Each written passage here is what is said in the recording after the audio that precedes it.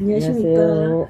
영남일보 이영란의 스위치입니다. 오늘은 국회 환경노동위 간사 겸 국민의힘 제5정조위원장을 맡고 있는 이미자 의원님을 만났습니다. 의원님 안녕하십니까? 네, 안녕하십니까. 의원님은 아마 그 세계적인 현상인 걸크러쉬 현상을 이끄는 아주 대표적인 정치인이라고 할 수 있습니다. 고맙습니다. 안녕하십니까? 의원님 이번에 그 국회의원 되시기 위해서 이제 지역구 출마하셨는데 나가보시니까 어땠습니까? 예전엔 같았으면 여성이 여성을 안 찍는다는 게 주로 우리 사회 통념처럼 되어 있었거든요.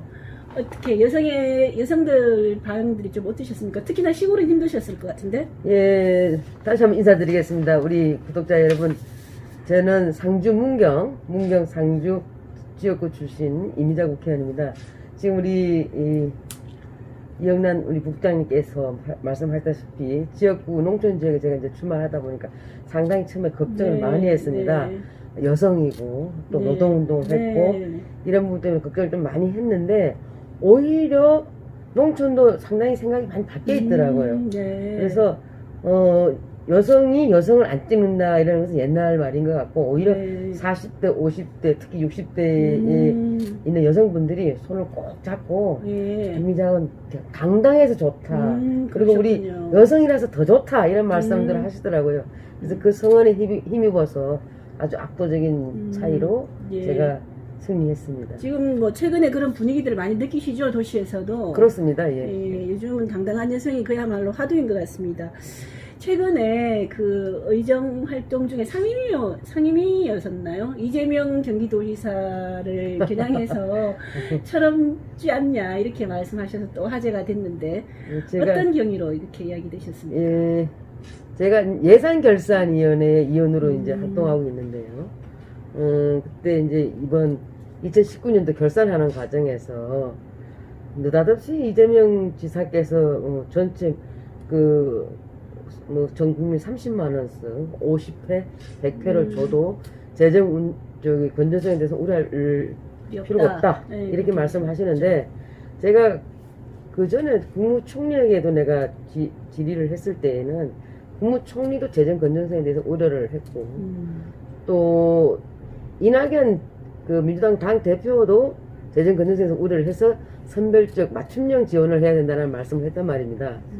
그 홍남기 부총리도 똑같은 이제 맥락에서 얘기를 했는데 문제는 뭐였냐면 지금 현재 구직급여를 주고 있는데 실업자들에게 구직급여를 주고 있는데 코로나 2.5에서 코로나 3.0 단계로 갔을 때에는 이 장기 실업자들에게 지금 현재의 기간보다 한 60일 정도 더 줬을 경우에는 이 부분에서 좀 그 재정에 대해서 먼저 갖춰놓아야 되는 거 아니냐라고 제가 이제 질의를 하자 총리도 그랬고 재정 건전성 때문에 이 부분이 좀 어렵다. 노동부 장관도 그런 답변을 해서 이제 그 경제 총괄하고 있는 홍남기 부총리에게 질문을 했더니 어렵다 그랬거든.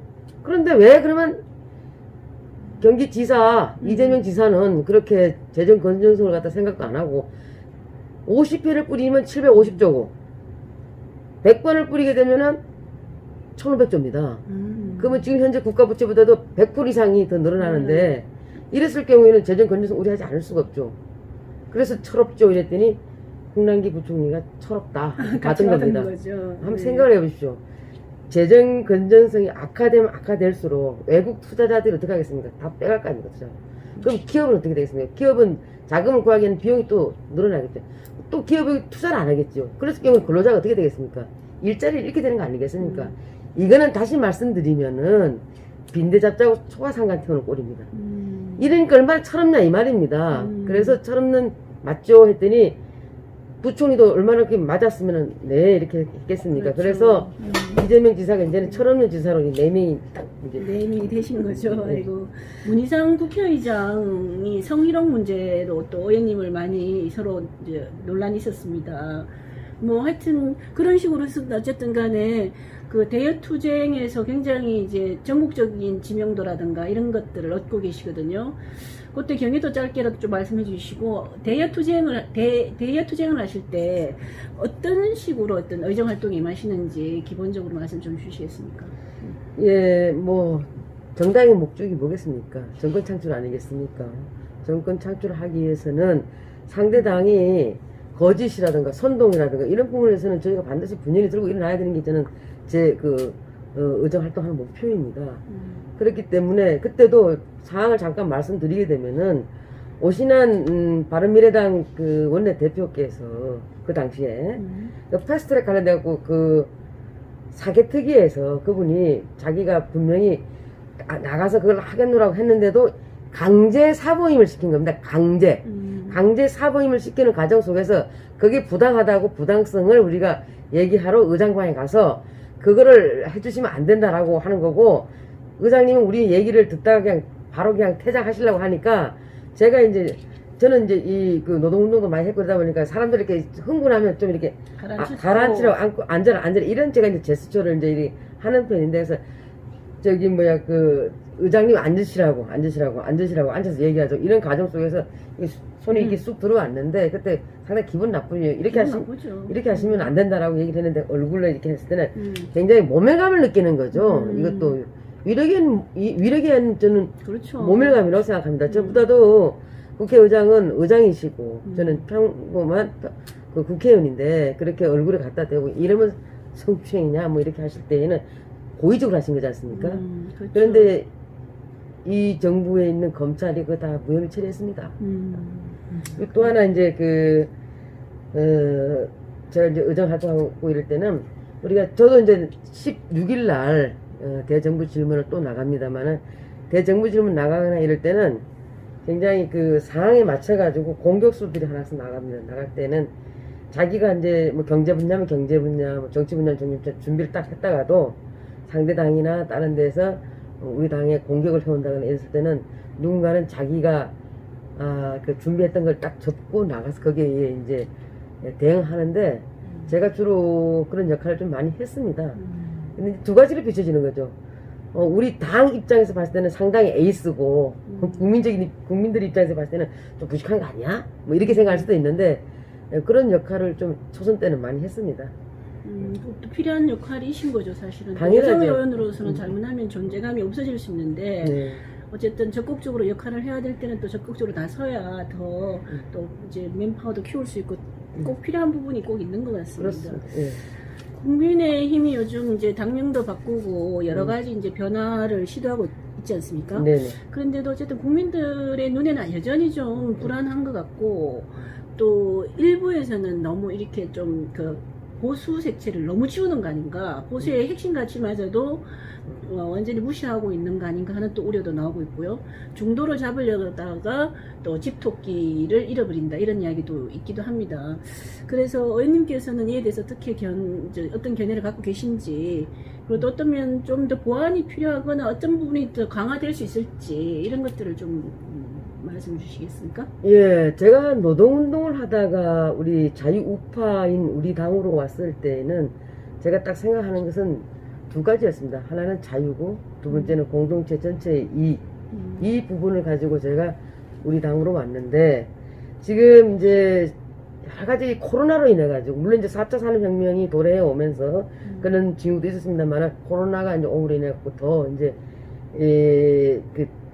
국민들이 원하는 이런 부분이라든가 시대 정신을 이렇게 읽어봤을 때는 뭐 진보냐 보수냐 좌냐 우냐 이런 것보다는 이 시대에 우리가 어떻게 먹고 살아야 되고 우리가 어떻게 살아야 되겠습니까?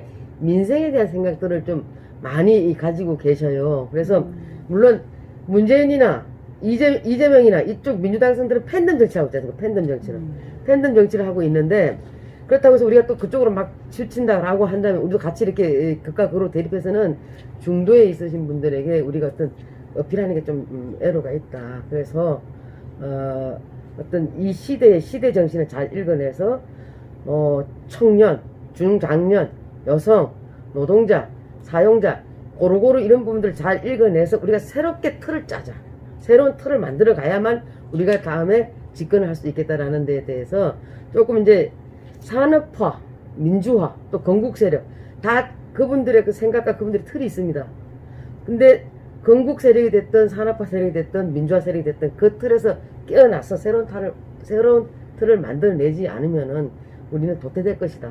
그래서 좀 국민 여러분들께서 특히 또 우리 자유우파를 사랑하시는 우리 애국 시민 여러분들께서 좀 기다려 주시면서 좀 봐주셨으면 고맙겠습니다.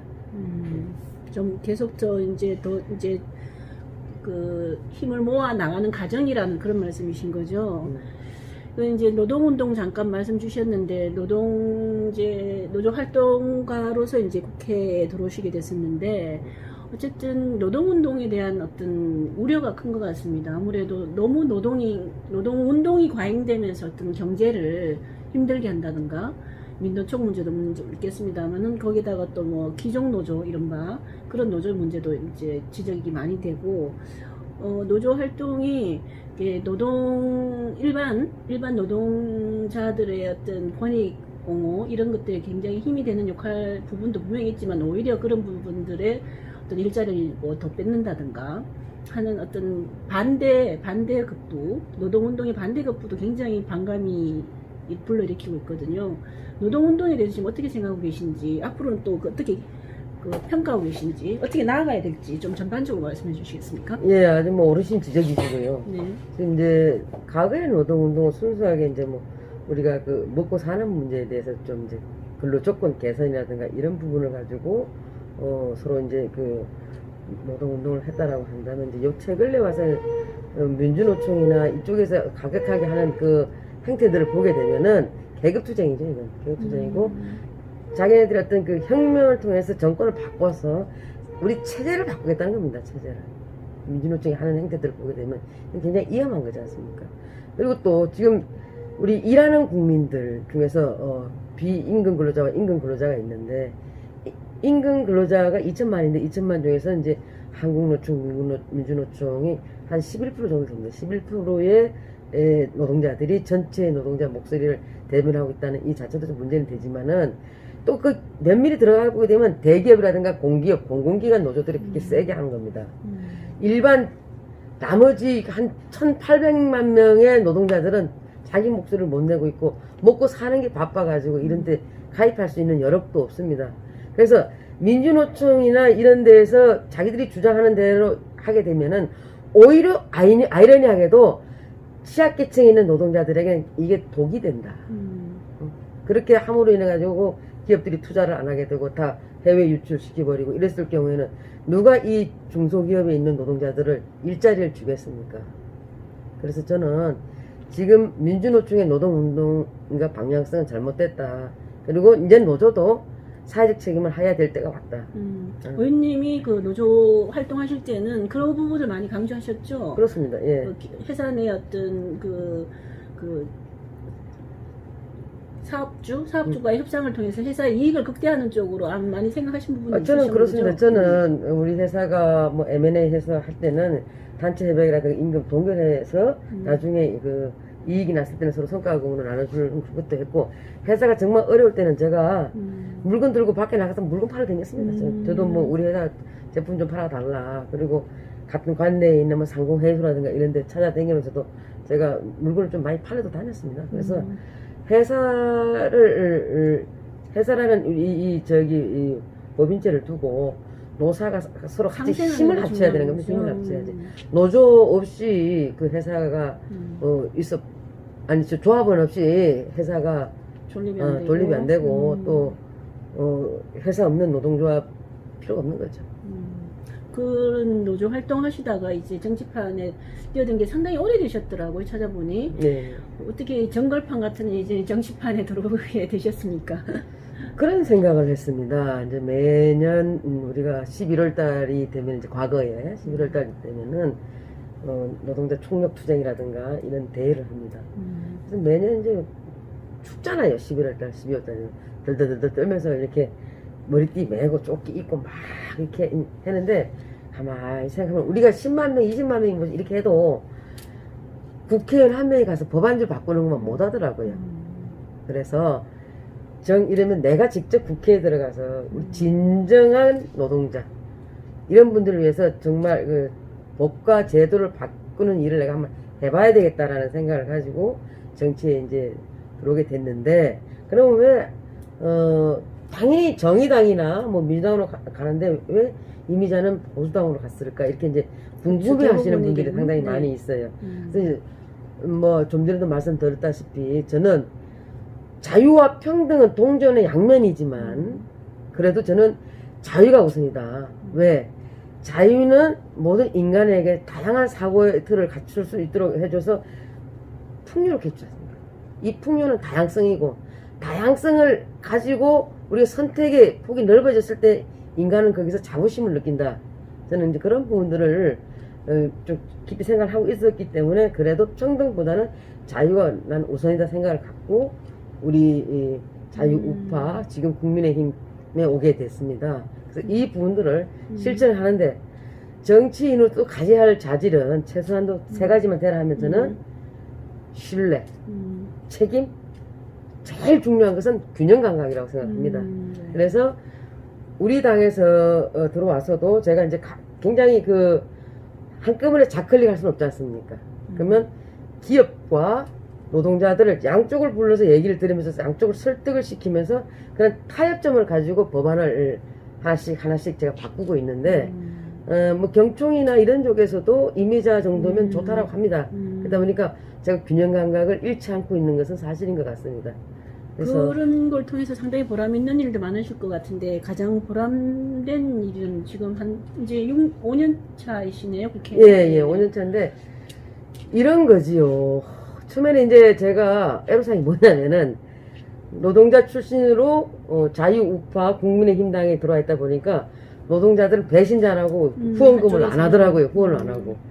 또 경영자 입장에서는 저 사람은 노동자 출신이기 때문에 노동자 편만 들 거다라고 해도 후원금을 안 주시더라고요. 그래서 후원금 모으기 참 제가 애로사항이 많았습니다. 근데 이제 딱 정말 힘들었던 거는 고 김용균 씨가 이제 사망함으로 인해 가지고 산업안전보건법이 이제 개정을 해야 된다, 전면 개정해야 된다는 얘기가 막 흘러나왔을 때 이 부분을 이제 내야 되는데 노는 노대로 할 주장이 많고 사는 사대로 주장이 많고 당연히 노는 안전을 생각하고 또 사는 그쪽에서 안전을 이렇게 부르짖는 만큼의 비용이 들어가지 않습니까?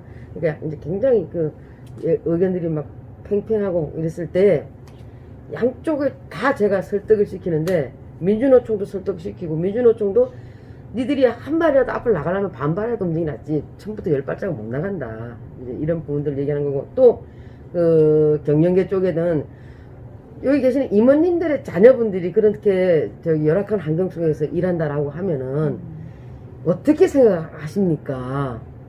그래서 우리가 이 법을 지키자고 하는 거지 법을 안 지키자고 한다고 하면 한도 끝도 없지 않냐. 그리고 이제 벌금 부분에서도 뭐 벌금을 이렇게 많이 매기냐. 법을 지키면은 벌금을 안 물어도 되는 거 아니냐.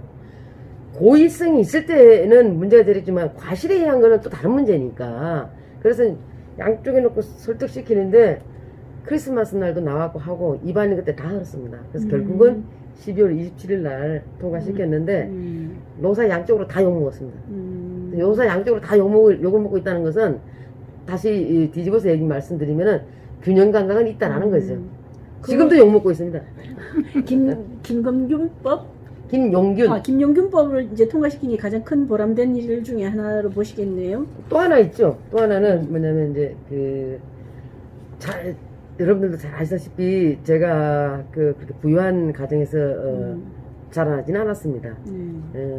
농부의 자식도 부러워했던 하전민의 딸로 태어나서 정말 이렇게 살아가는 가정이 그렇게 녹록치는 않았습니다. 그래서 정말로 눈물 젖은 빵도 먹어봤고 집에 식구 많다고 이사한 집에서 그냥 이틀 만에 쫓겨나본 적도 있고 판잣집에서 살아봤고 그리고 더더욱이 이제 교육에 배움에 목말라 있을 때는 제 스스로 이제 결국은 돈을 벌어서 대학원 다 마쳤습니다만 저는 힘든 가정을 다 겪다 보니까 정말 어려운 사람들 정말 집 없는 서러움 정말 교육에 목말라 있을 때 누가 도와줬으면 좋겠다는 이런 심정 잘 압니다. 잘 알아서 국회에 딱 들어갔을 때 내가 취약계층에 있는 사람들이 취업을 하려고 하면 이 사람들은 고용보험에 가입되어 있는 것도 아니고 그렇다고 노동력이 없어서 생계형 국민 기초생활수급 대상자도 아니고 사각지대에 계신 분들이 있어요. 특히 또 청년들 이런 사람들에게는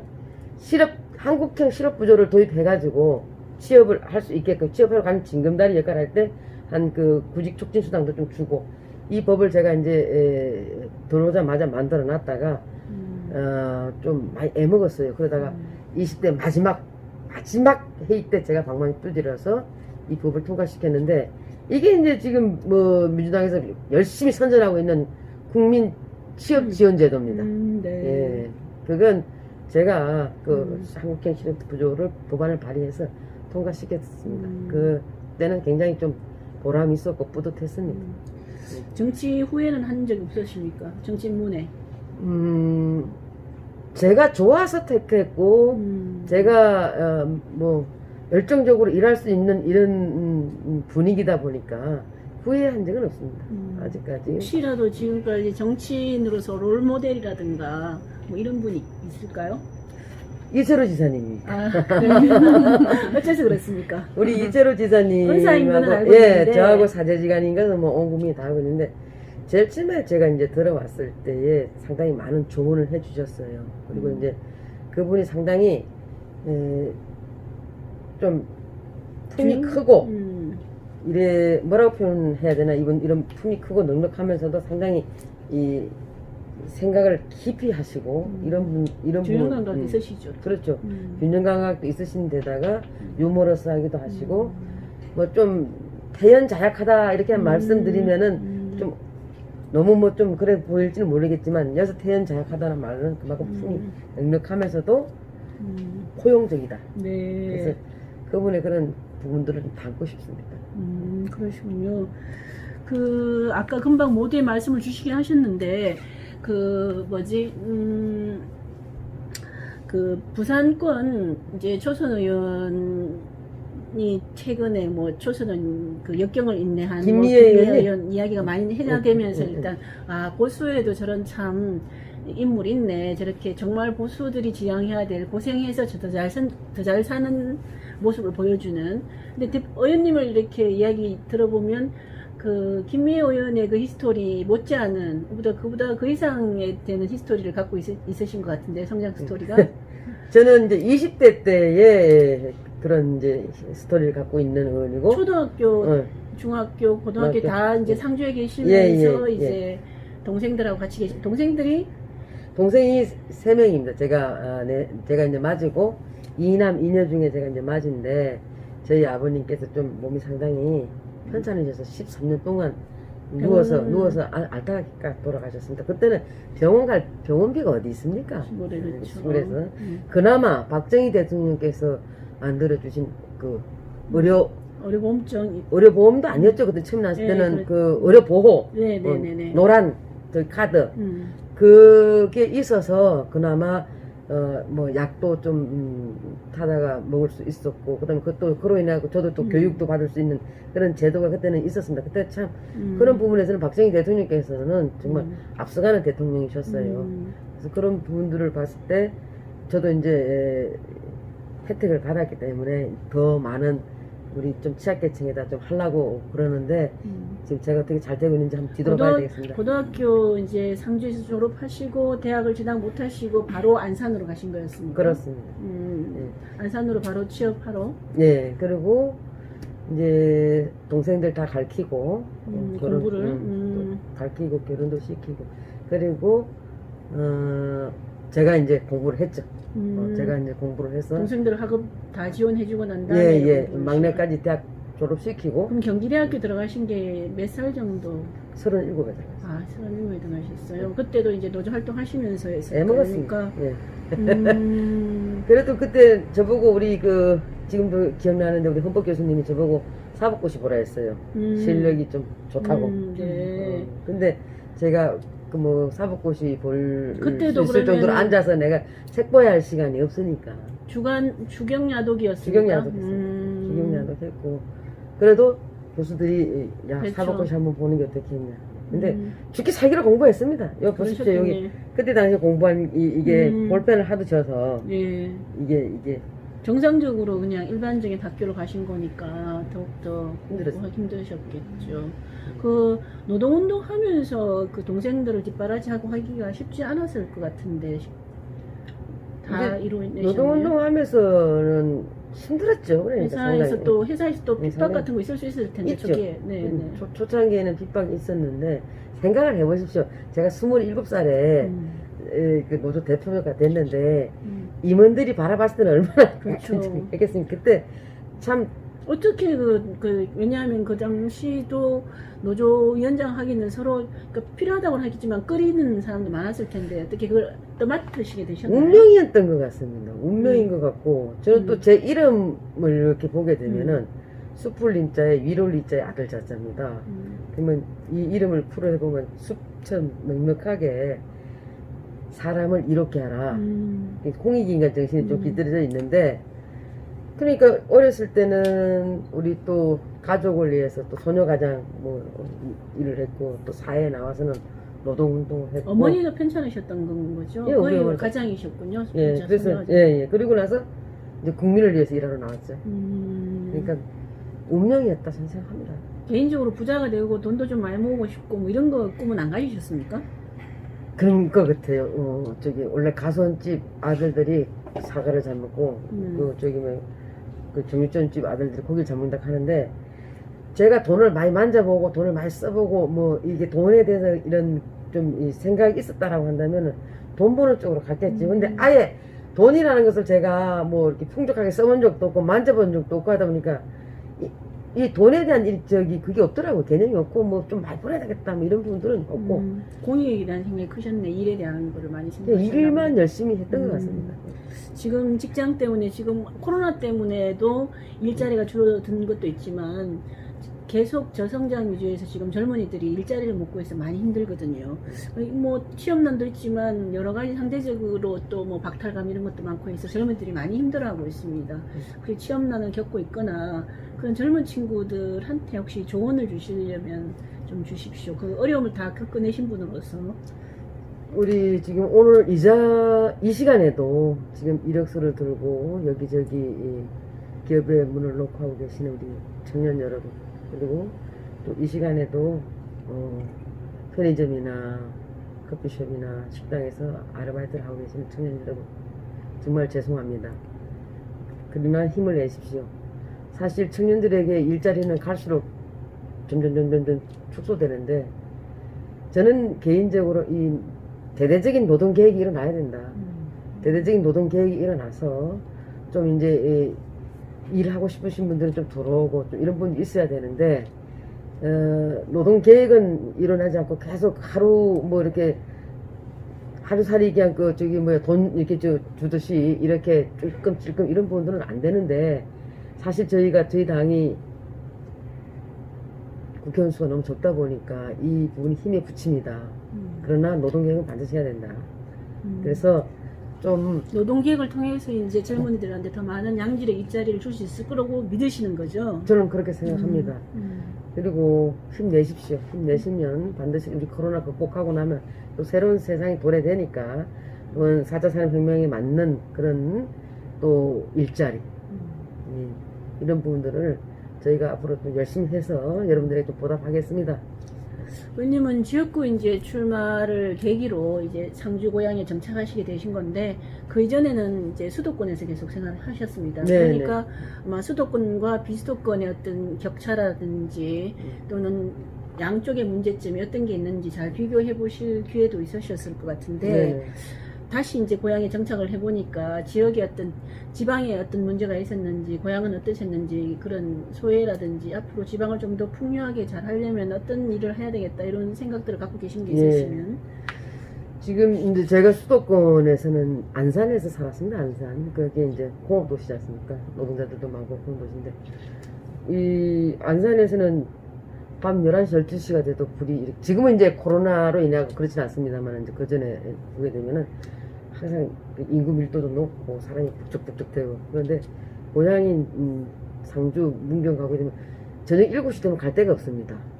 선거운동 할 때도 사실은 뭐 코로나 때문에 찾아뵙지 못한 것도 있지만은 저녁 7시 되면 다 집에 들어가서 좀 더 뭐 TV 보시거나 뭐 불 끄고 주무시니까. 전국 다른 북부도 거의 비슷하죠? 예. 그러다 보니까 지금 이제 우리 상주도 그렇고 문경도 그렇고, 물론 이제 경북에서 제일 그 지방 소멸 위험 지수가 제일 높은 곳이 의성입니다만은 상주 문경도 만만치 않습니다.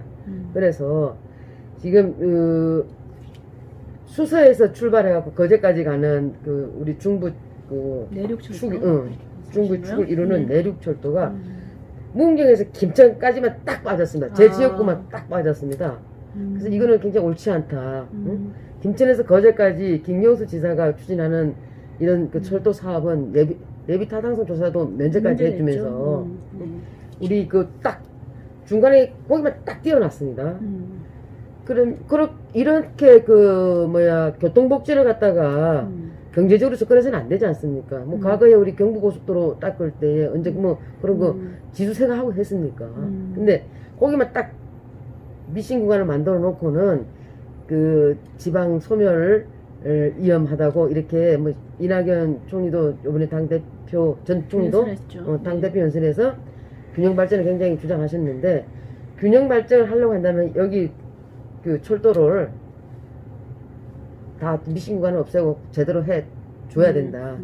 그랬을 때 사람들도 좀 찾아오고 찾아왔을 때에 보고 또 살고 싶은 곳이 되고 그랬을 때 지방자치단체에서 또 그런 유인책을 쓰고 이렇게 해야 도시가 살아나는 건데 우리 상주 문경 이쪽에 내륙철도 꼭 놔야 되고 반드시 해야 됩니다. 해내겠습니다 제가.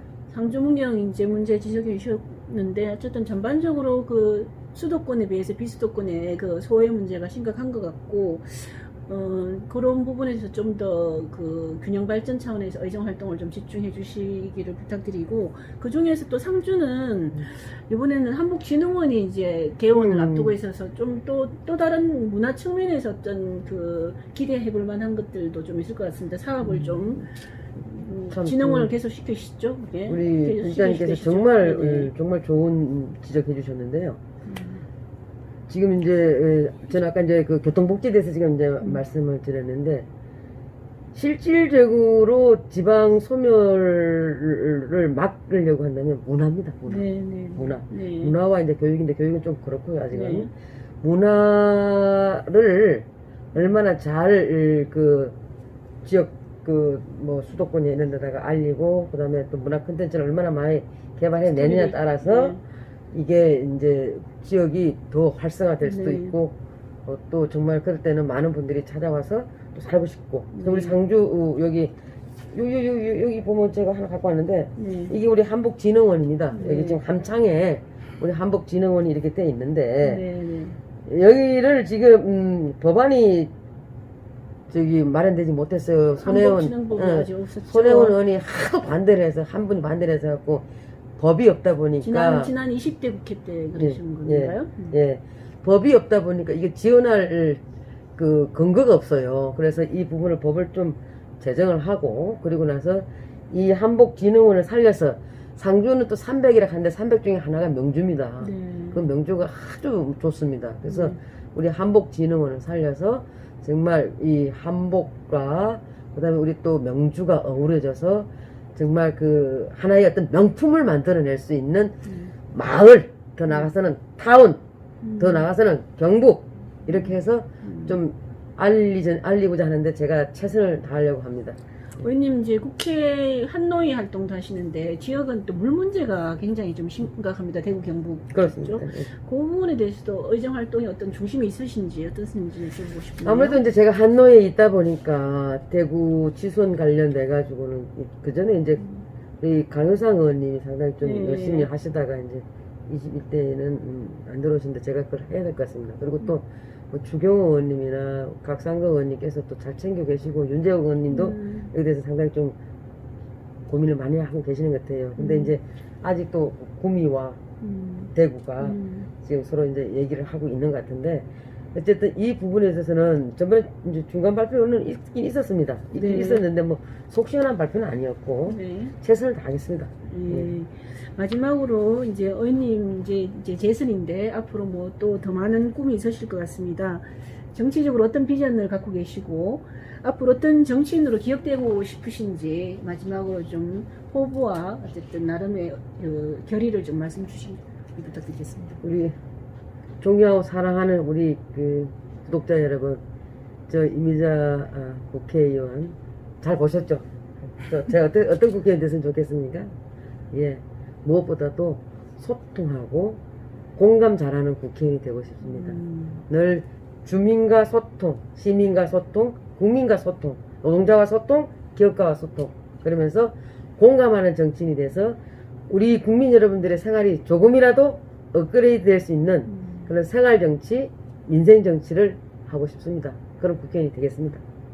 네, 오늘 인터뷰 감사합니다, 의원님. 감사합니다. 고맙습니다.